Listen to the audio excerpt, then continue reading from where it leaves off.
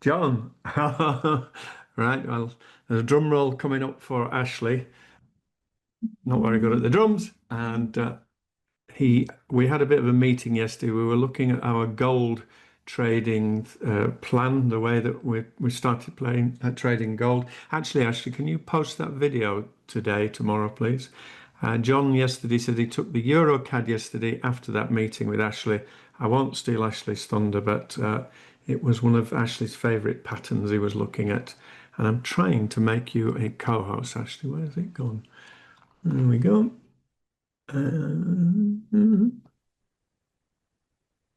Promote panelist. Right, now you're a panelist, and then I can make you a co-host in a second. There we go. Make co-host. Yep. Hi, Mark. Yeah, Can you hear me, Ash? yeah, I can hear you. Can you hear me? Somebody say, can you hear me, please? I can hear you, Mark. Oh, thank God for that. Right, you're all asleep this morning. Thanks, Alexi. Righty-ho. Okay, if you're new, as I say, let us know where you're from and what level you're at. If there's anything you want to ask, then just ask. Yeah, it's set at the moment. You can only see the hosts and panelists at the moment. As I said, I don't know how to change it in the middle of a meeting. Righty-ho. So I'm going to have a look this morning at alternate investments, what I've been doing and why, and things that I am going to do next. And also we're going to be obviously looking at Forex with Ashley. As ever, what I do is all based around my M2 strategy in terms of entries and exits when I buy stocks, crypto, as well as Forex. So the good thing is it's a simple strategy and you can use it in multiple markets. And so we had on Friday, I think it was, I was going to do an update for the members of my investing group and say, okay, Trump's mega bill's now passed, everything's calming down, and therefore I'm going to do an update on everything. And then he did it again. He lobbed another hand grenade and he says now he's going to renew the threat and pushed it out till the 1st of August. And apparently out of the 90 deals that were going to get done by today or tomorrow, I think there's 3 being done, the UK and Vietnam, and I can't remember the third one. So that's not happened. And then yesterday he threw another hand grenade in the room. He's threatening 10% extra tariff on top of current tariffs for anybody supporting the BRICS policies. And on the basis that the BRICS group represents 50% of the world's population, more fun and games. But the stock market fell yesterday, thankfully, because I am well balanced out with gold miners and silver, as well as the metals. I am in equilibrium at the moment. So as my stocks go down, my mining stocks and metals go up. And I've shown you that before about hedging by not just being in the stock market, because if you're just in the stock market and it comes down, the whole damn lot comes down, as I've explained. And then talking of the stock market, last month we had Circle, and Circle is one of the biggest stablecoin issuers. And I talked about this last time about the implications of stablecoins and how that is going to be beneficial for the US government. And the reason being that for every coin that they issue, so for every $1 worth of stablecoin issued, they have to hold an equivalent amount of US dollars. And what they do to monetize that is buy short-term bonds. And that is generating a shed load of money for the companies. And Coinbase gets a 50% share of Circle's revenue from that point, which is why I sold half of my MicroStrategy the other week, put it into Coinbase, and it shot up 30-odd%. So I got lucky with the timing, but you've got to be in it to win it, as they say. So the implications of this are significant, because whilst the Japanese and the Chinese and overseas investors are more reluctant to buy US debt, i.e. T-bills, then the stablecoin issuers have to buy them. And that is a definite benefit for the US government, which also means then that is likely to help to keep the interest on the bonds down, and therefore reduce the amount of money the US government has to pay out every day in interest payments. And so there's another article talking about how Circle generates its money and why Coinbase get half of it. basically because Circle didn't have the customer base nor the on-road and off-road ramp that Coinbase has got. And equally, a couple of days after their IPO, Circle have now applied for a US trust bank license. And this is significant as well, because this is, once again, the more meetings that you, well, I can't think of the English word again, but the more stablecoin and the more acceptance for crypto, and Trump's SEC is supposed to report within the next few weeks as to easier and better regulation, then the more that there is synergy between the two, and the more that they become intermingled, then it makes it, for those of us who are pro-crypto, a very interesting scenario, because now you can lend your Bitcoin and borrow cash if you wish. I mean, it's been going on for a while, but it does mean that the whole thing becomes more and more integrated. And I did explain this about the bonds, about 6-8 weeks ago about this. I mean, this guy's talking on X as well, saying that ultimately Coinbase will have to buy Circle, which is an interesting theory, and I'll put a link to that in the post as well. And then this is confirmation from Treasury Secretary Besant, and to be referred to as Big BBC in the rest of this article that I recommend that you read. But this is what he's saying, that stable coins could grow into a $3.7 trillion market by the end of the decade, and now with the passage of the Genius Act, and this thriving stablecoin ecosystem will drive demand from the private sector for US treasuries, which back them. So this was what I was talking about a few months ago about this. And another point in here, so this article is a guy by, well, he's on Substack as Crypto Trader Digest. It's free, and I recommend that you sign up for it. I mean, if you're a bit delicate with the language, then he does swear a lot, but he is a former owner of a crypto exchange, creator, and they're well worth a read. They are long articles, but in this article, he's talking, the title of the article is this, and again, I'll share the link afterwards. The title, so he's talking again, this scenario about the stable coins and the effect of it all. But he's also talking in here about how the big American banks, if you recall, in amongst all the carnage and everything that's been going on of late, 2 weeks ago, the banks in America, the big ones, were restructured so that basically the regulations were eased, and it has then released a shed load of cash. And so this guy is referring to these banks, the top banks, as too big to fail. And the reason he bases that on, if you recall, when Silicon Bank went bust about 18 months ago, when Biden was in power, it wasn't that the government, US government, just covered the 250,000 as guarantee, they covered the whole debt. And so he's saying that in effect, these banks now are too big to fail, the big ones. And he names them all in here. And if you're thinking of buying some banking stocks or perhaps an ETF, it might give you some food for thought. So I would have a read of this. Very detailed and a very good article. And I was thinking the other day when I read all this, and I thought, yeah, what he's saying again is these banks now have got a shed load of cash released, and as a result of which they are likely to buy short-term treasuries. So once again, with all the shenanigans that's been going on with Trump, they are generating income from the tariffs, and this is a unexpected way perhaps of how they are going to keep supporting their increased debt. So it's all very interesting, and it did make me think the other day. I thought, as you know, I sold a lot of my stocks of recently after the bounce. I took roughly 75% off most of the blue chips, but I did hold on to some. And the other day I was thinking, well, they could keep going. We may not get a blow off top. We could keep going. And then 2 days later, Trump's come out, and now he's going to do the thing again about the tariffs, and it's all up in the air again.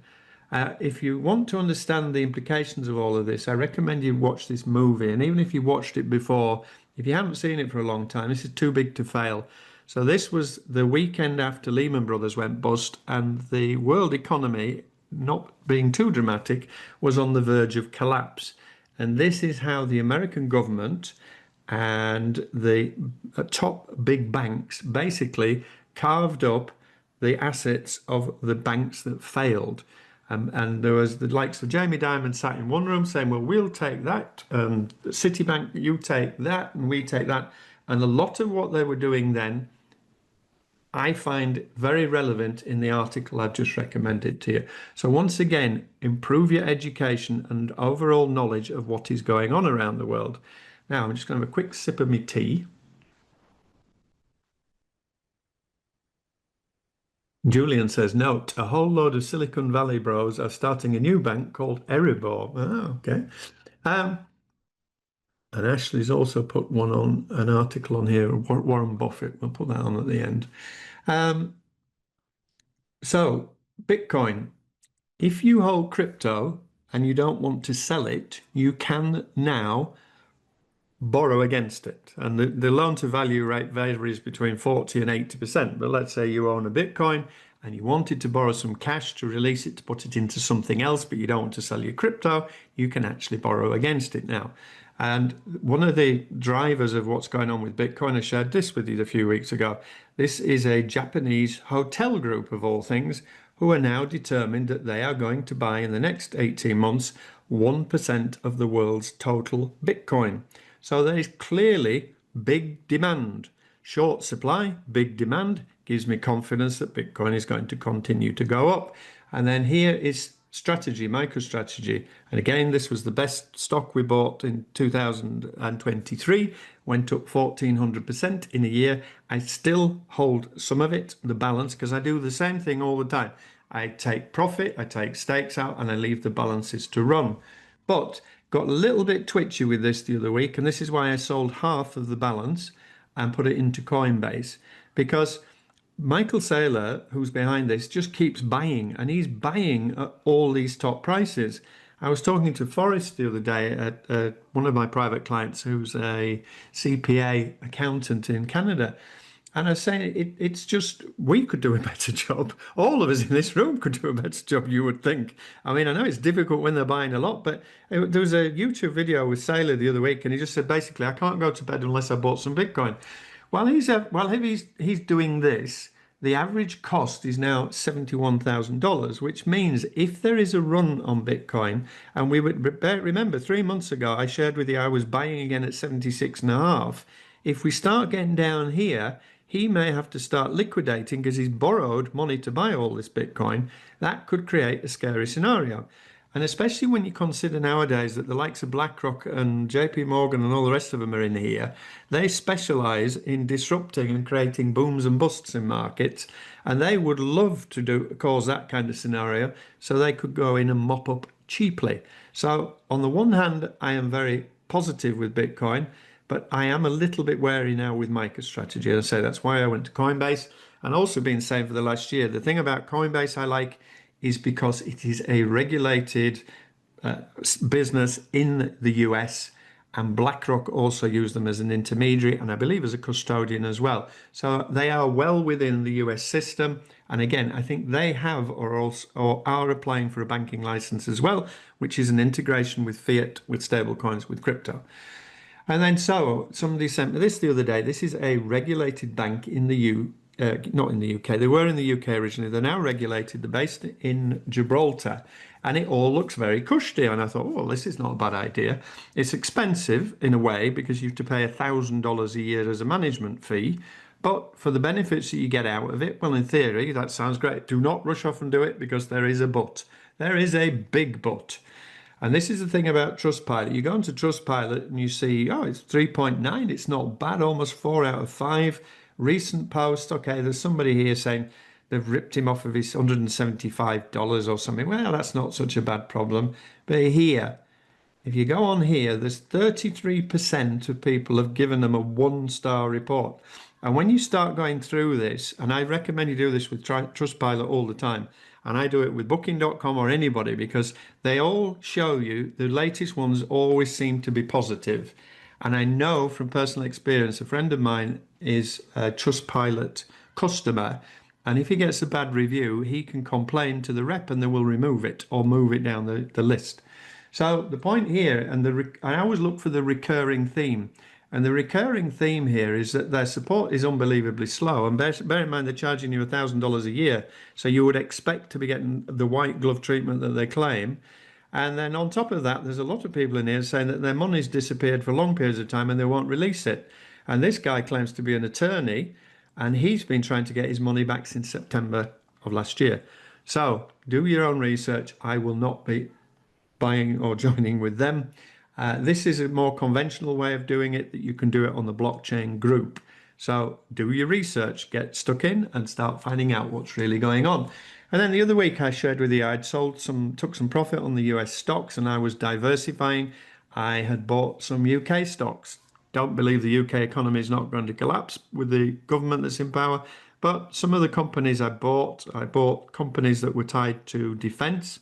So Rolls-Royce was one of them, and BAE, I think, was another one, and some banking stocks and via an ETF. But I didn't want to have everything tied up in the US, apart from anything else, because of the dollar depreciation. And then another thing I've been getting involved in is mining stocks, as you know, with gold and silver. I've also bought some palladium, some platinum, and I'm looking at various other things. And there's a lot of talk at the moment about rare earths. And China doesn't need to go to war with America. They can throttle and Europe, they can throttle the car industry, particularly because they control so much of the supply of what's classed as rare earth metals.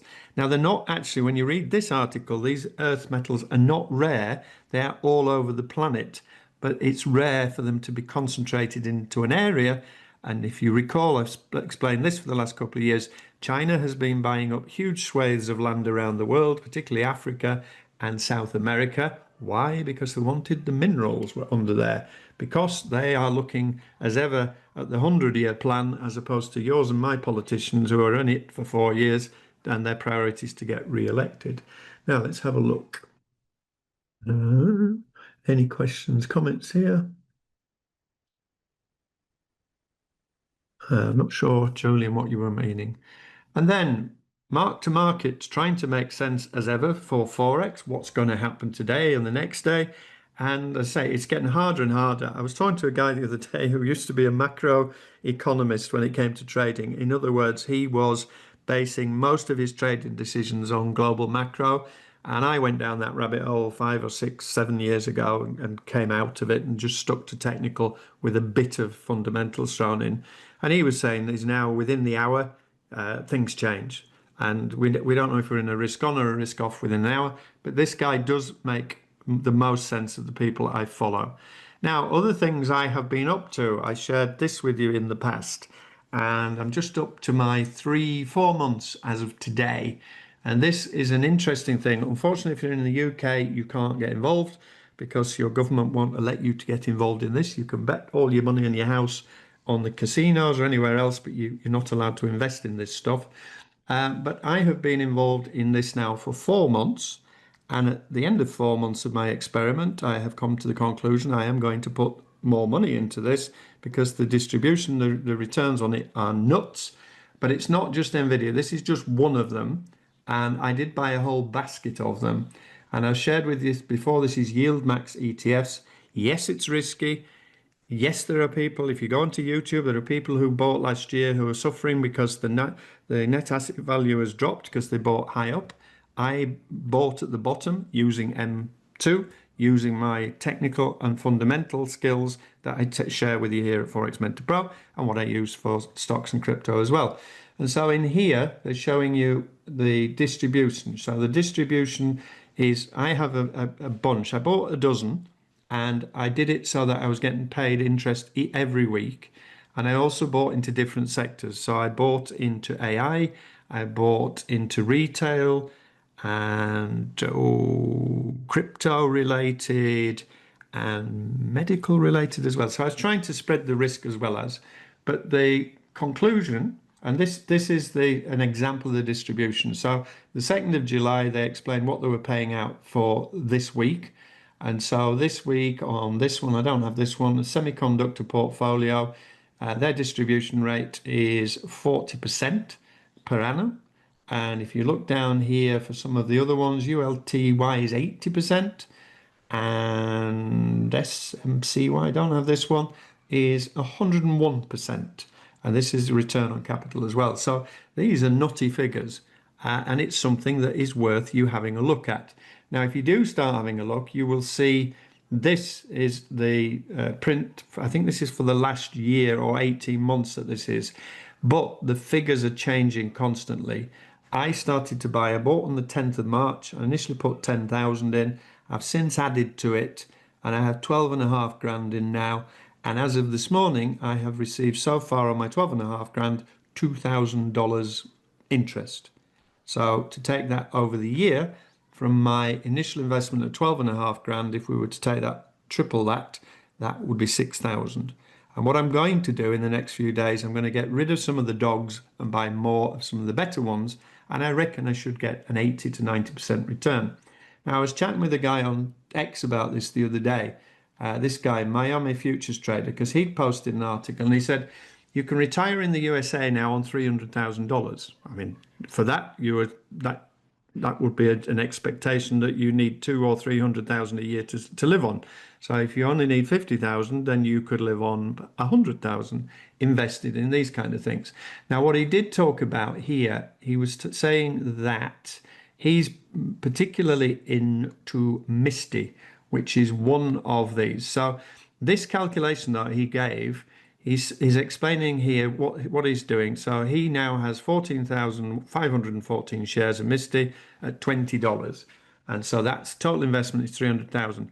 Now he's saying assume a monthly dividend of 2.52 per share. Well, historically, that is what it was paying.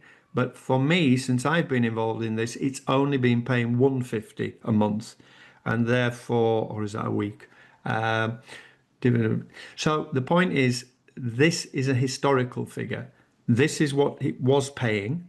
And then what he's saying is he's then using 50% to purchase SPY, VOO, or IBIT, IBIT being the Bitcoin ETF.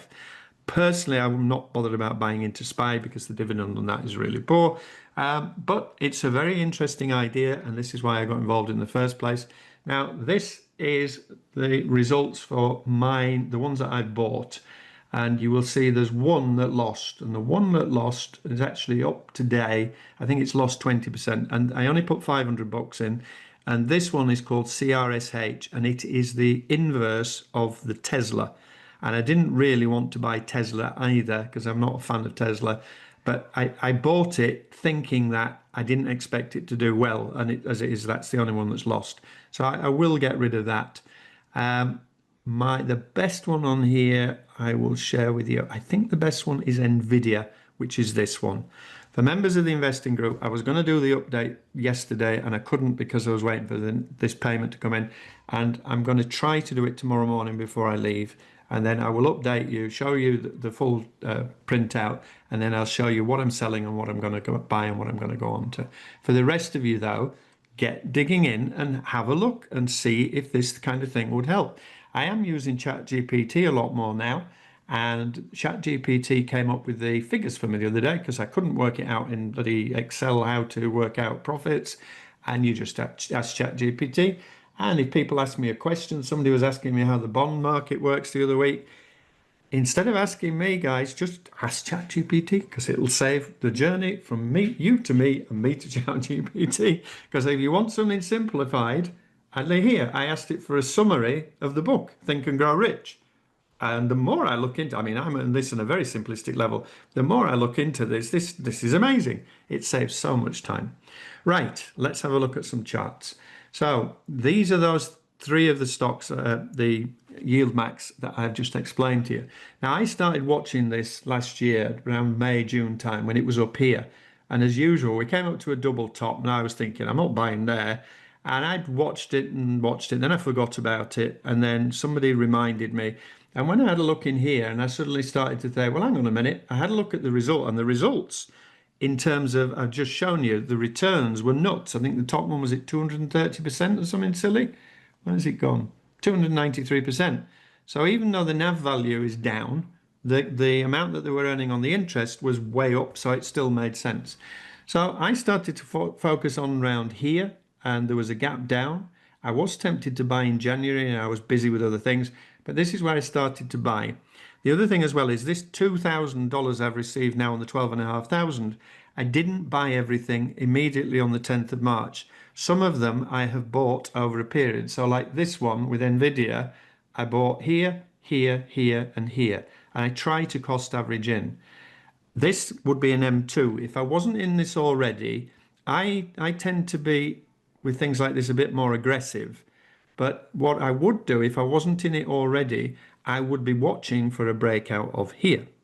And I only buy anything, as you know, stocks rise and crypto wise, stocks, if it can make 25%, and crypto, if it can make 35%. Well, for this, for a double top, would be 48% plus a serious amount of interest I am earning every week. Okay, so do some research, have a dig around. If you are of a mind that you are willing to take the risk, then give it a go. And this one, not financial advice under any circumstances. Now, to show you the difference about the yield that you're getting now, MicroStrategy, when I started in March, was paying out 125%. It is now only paying out 76.8%. So that is a concern as well. But this is would be the break of a trend line. Preferably, I would like it to break the EMAs as well. So if the EMAs come into here, that would be a perfect entry for me. I have bought down here because I just thought that this was cheap, and if I was going to get in, and also because I follow MicroStrategy, if MicroStrategy goes up, this should go up. This is the loser. So this was shorting Tesla. And I put on here, it was paying out 110%. I bought right at the top, the short. And as you saw, I think the true figure was 460 or something. But approximately 500 bucks I put in, was paying 110. But this is the problem. It has just dropped and dropped whilst Tesla was going up. Now, ironically, if Tesla now, because Musk is trying to create another political party in America, then Tesla shares fell yesterday. And he really needs to focus because it's been tried and tested in the past. It's a two-party system in America, and the structure and the crazy way American politics work, it doesn't matter how much money he's got. I think he's wasting his time on this, bless him. But so maybe this will shoot up, maybe it will go back into profit. But I'm more of a mind to put my money elsewhere. Now, when it comes to Forex and it comes to all the markets, as remember, I am looking all the time at where the big money is flowing. The money is still flowing out of the dollar. This is the dollar index. It's been dropping and pulling back, dropping and pulling back. There was some MACD divergence I showed you the other week on MT4, suggested this was on its way back up again. And anywhere around 98 bucks, you would expect it to at least struggle if it's going to continue the drop. This is the T-bond futures ticker, which is ZB1 and apostrophe. If you recall, I shared this with you before. This is when Trump blinked on the tariffs, because the bond market, which is what broke Liz Truss in the UK, the bond market was getting very, very twitchy, and the bond market can bring everything down with it. It happened again in May, and if he persists with what he's doing at the moment, he may blink again and push the tariffs further out or whatever. SPY, so the SPY, this was when Trump blinked, it went up. This is where I took the 75% profit on my blue chips, because I said when it broke here, I expected the Wall Street to push it, and the US government need the stock market to be going up. But for me, things have got too expensive, took the cash. Same for the NASDAQ, has broken all-time highs. Gold, my gold continues to hold here. We were looking at this yesterday, and I was saying in the group, in the meeting that we had, I would be a buyer at gold at 3,300, either as a metal or the trade. And then this is silver. Silver has not dropped. And silver, as explained before, the reason I'm in silver is because it's needed as well as a store of value. My best silver stock from last year, which was up 270% last year, this year is now up 70%, 66%. Stocks, Forex, Ashley will cover in a moment. The Eurozone, the stock market's up. The UK stock market's up. I think this is more to do with people pulling money out of the dollar. Bitcoin tried last week. We got the slight break through the trend line. It was really having a go. We're coming into the summer doldrums, but all it needs is news. And if Trump suddenly announces some great news with the SEC and they've done this, this, and this, and remember, the US government want crypto to succeed, because the more people come into crypto who will buy stable coins means that the stablecoin companies will have to buy US treasuries. That's how all of this is all interlinked. Ethereum keeps trying. It bounced last week off the support and resistance area I had. as well as the monthly EMA. It's back in a zone here. It's still a part of a flag pattern from before, suggested it was on its way to 4 grand. Solana. Now, a lot of these at the moment, this is the pattern you will see.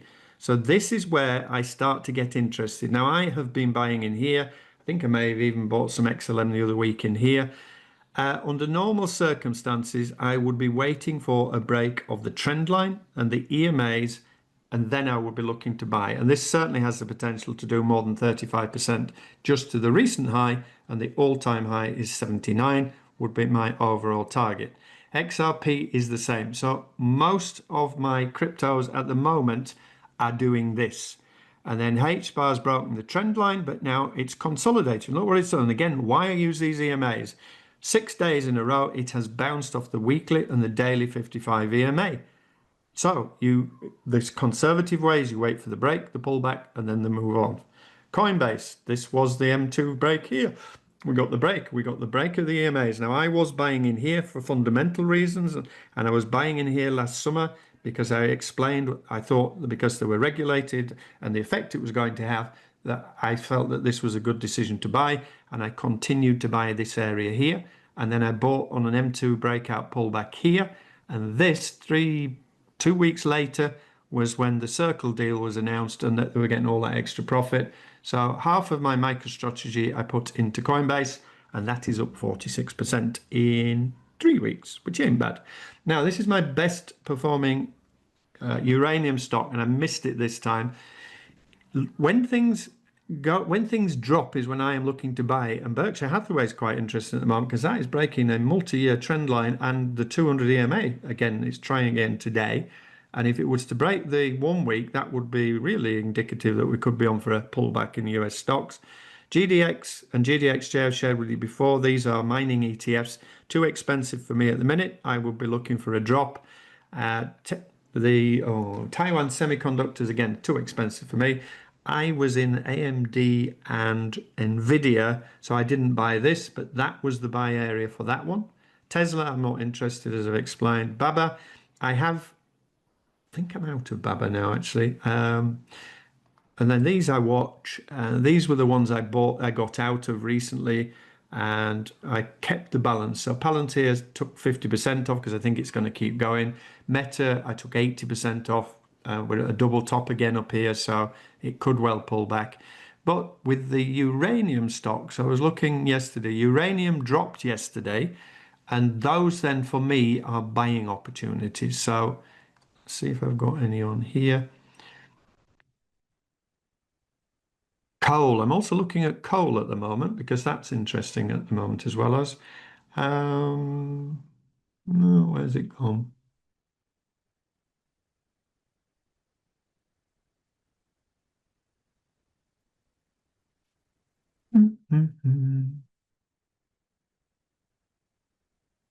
Uranium, here we go, and you read it somewhere.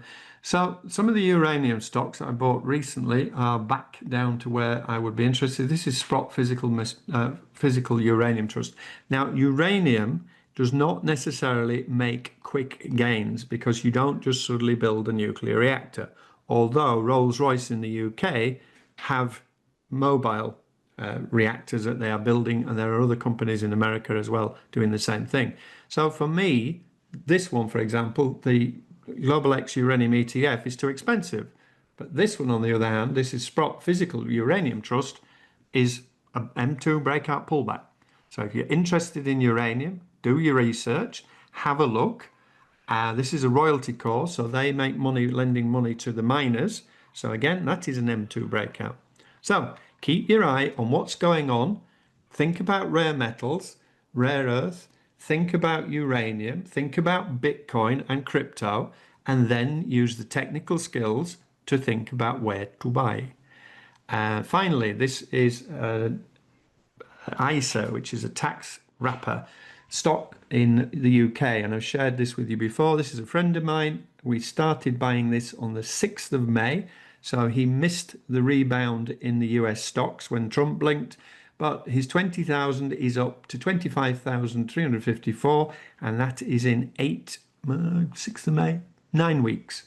And in here, this is what I bought on his behalf. So Coinbase is his biggest holding for the reasons I've just explained. MicroStrategy less so, and we might even sell a bit more of this and put it into Coinbase if it pulls back. Mining stocks, this is McW&x mining, it's shot up, so that's up 30%. And bear in mind, this is all within the last 8 weeks.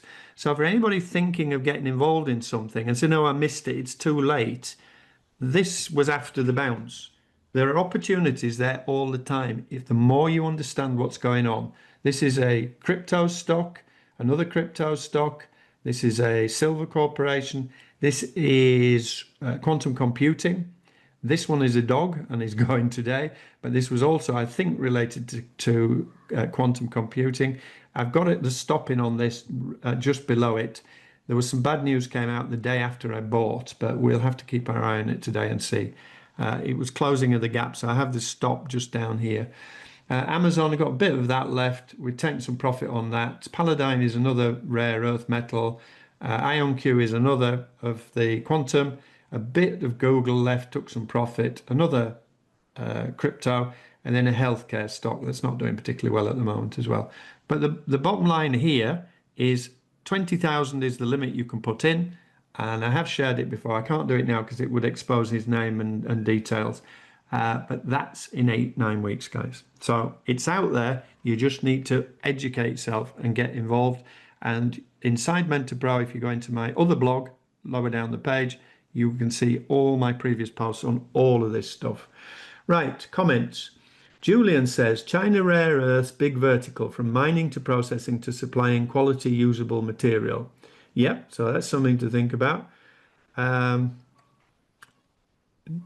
Post to saving funds engineering technical. I don't understand the question, Dan. What do you mean? What are your thoughts on DCAing into Bitcoin over the long term as opposed to saving funds and entering on non-technicals? Again, not financial advice. I've been buying the dip. You could buy every week, every month, buy some, or buy the stock, the ETF as it pulls back. Titanium is vital for aerospace, says Julian. Graphite and lithium for batteries.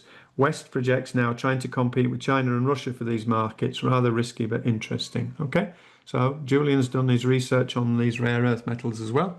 So, Ashley, today I have left you 22 minutes because normally I only give him 5.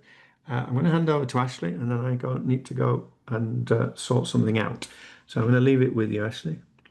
Thank you, Mark. You made me a co-host here, so I can end the webinar as well. All right, cool. Let me share my screen. Ashley, are you there? I can't hear you. Oh, hang on. Could be my end. Oh, hang on. Wrong headset. Hi, Ash. Hello? Oh, sorry, I couldn't hear you. It was my fault. Okay, I will stop sharing my screen and leave you to it. Oh, and you can do the drum roll for your head and shoulders trade. It's working actually pretty well right now. And don't brag. Don't brag. Well, you could actually, if you take the clip out of Zoom, out of the meeting, you'd be able to show that it's true.